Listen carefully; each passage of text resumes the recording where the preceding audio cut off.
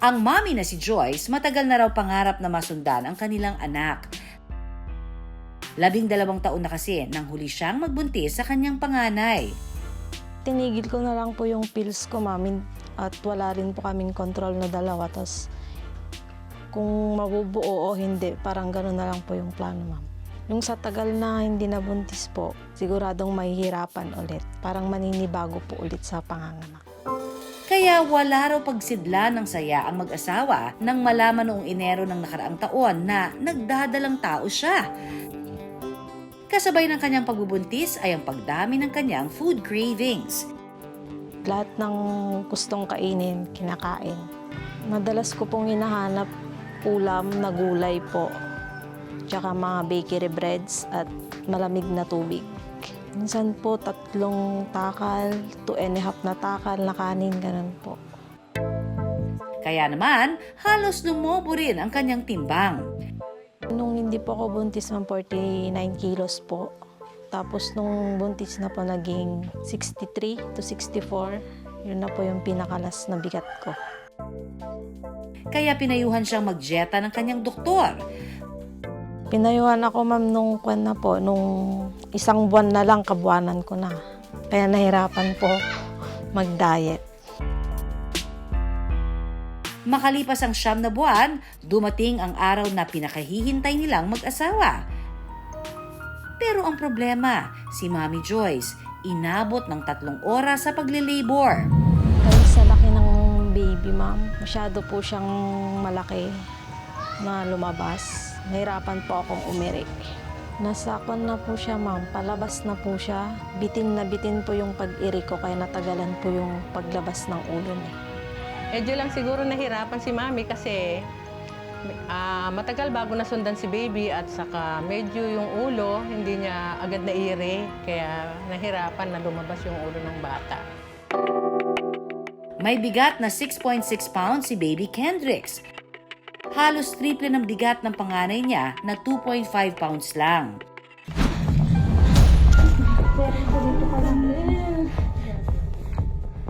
Pero ang mas ikinabahala niya nang hindi niya marinig umiyak ang kanyang anak.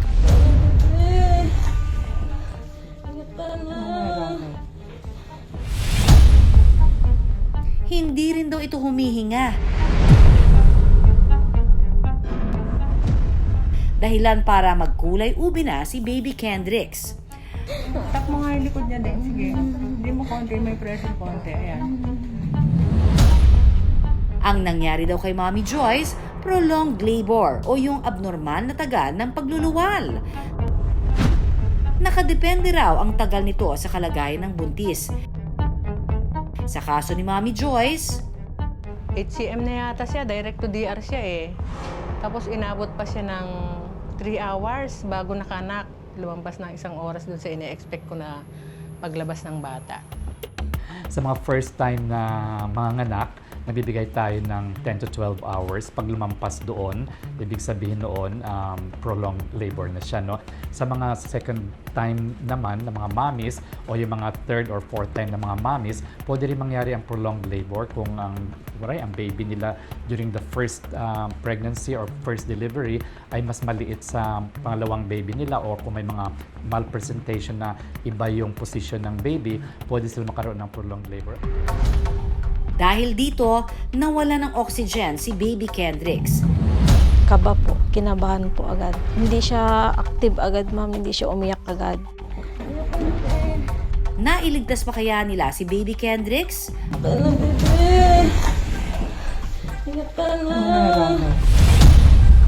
Abangan yan mamaya. Ayon sa eksperto, ilan daw sa dahilan ng pagkakaroon ng prolonged labor ay hindi pasadong isang nanay sa 3 P's of obstetrics. Ito ang power, passage, at passenger. Ito yung ine-evaluate natin. Ano yung power? Yung power ay yung lakas ng mami sa pag-ire at saka yung lakas ng paghilab ng tiyan niya, yung paninigas ng kanyang mattress kasi ito yung tumutulak ng baby pababa kung siya ay nasa active phase of labor, lalo na doon sa pag umabot na siya ng second stage.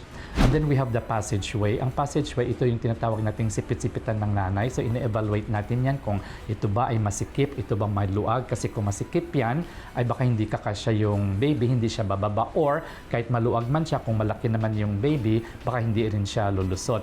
And then yung ating passenger ay yung baby syempre. No? So yung progress ng labor, magdidepende din yon sa size ng baby. Kahit normal pa yung power, normal din ang passageway. Kung ang baby ay masyadong malaki para doon sa passageway, ay hindi rin siya lulusot. Nakakaroon ng prolonged labor or eventually failure of labor. Kapag hindi raw maganda ang kalagayan ng power, passage at passenger, malaki raw ang posibilidad ng prolonged labor. Dahil dito, maaaring magkaroon ng fetal compromise si baby. Nangyayari ito kung kulang sa oxygen yung baby doon pa lang sa loob ng sinapupunan ni nanay, or during labor na jeopardize din ang oxygen supply ng baby. No? Kung hindi maagapan ang fetal asphyxia during delivery, pwede namang kakamatay ng baby yun. No? Or kung maagapan pero late na, yun ang mga long-term sequelae ng fetal asphyxia. Makikita mo yan pag lumalaki na si baby. Bukod kay baby, apektado rin daw si mommy. May risk na sumabog yung mattress niya, uterine rupture.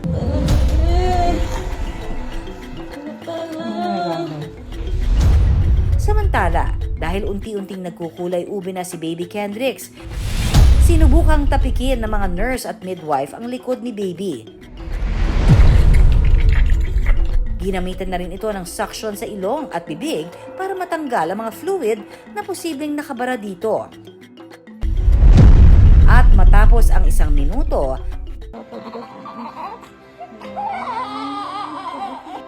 nagkaroon ng malay si baby at nagsimula na siyang umiyak.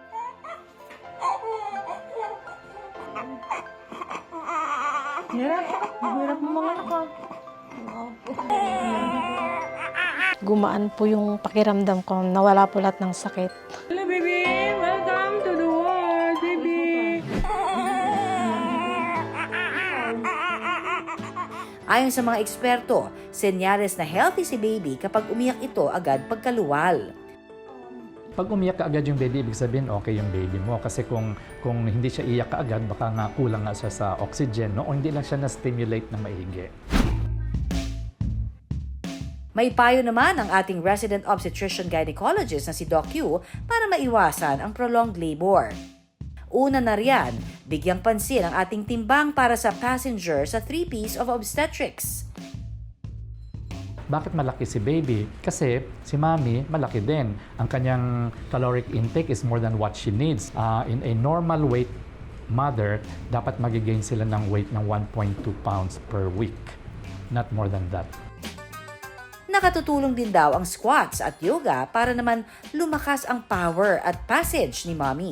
May mga appropriate exercises for each trimester. At yoga, pwede yan. From first to the last trimester, pwede yon kasi may yoga naman for pregnant women. Mainam din daw ang simpleng paglalakad at breathing exercises para maiwasan ang prolonged labor.